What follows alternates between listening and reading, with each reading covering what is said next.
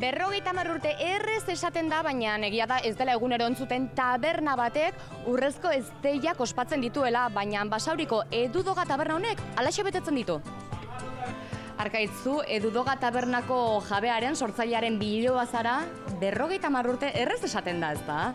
Bai, hemen jaio nintzen eta hemen bizi dut egun, ez dakit. Nik 24 urte ditut eta 26 urte eramaten zuten haiek hemen lan egiten eta orain 50 urte egiten dugu. Nik ere bai lan egin dut hemen, ordu asko ere bai.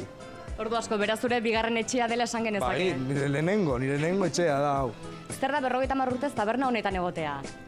Pues no sé, que no me lo creo. Se me han hecho cortos a mí.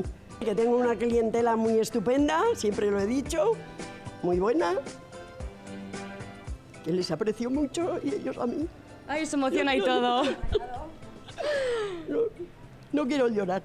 Zein da sekretua 50 urte zabalik egoteko badakizuzuk? Lana egiten, nire amona, lana egiten eta orain arte ailegatu gara ona. Duela egun batzuk gainera Arkaitz, festa moduko bat edo egin zenuten, oraindik ere ikusten dute, 50. urte horrena ospatzeko pintxo bereziak eta badituzuela, egun polita pentsatzen dut zuentzat, ezta?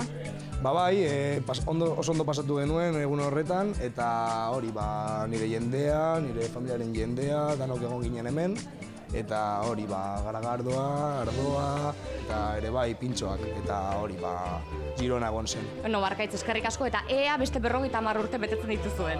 Bai, eskerrik asko zuri. Basauritik Liernia Gerezabala, Euskal Herria zuzenean.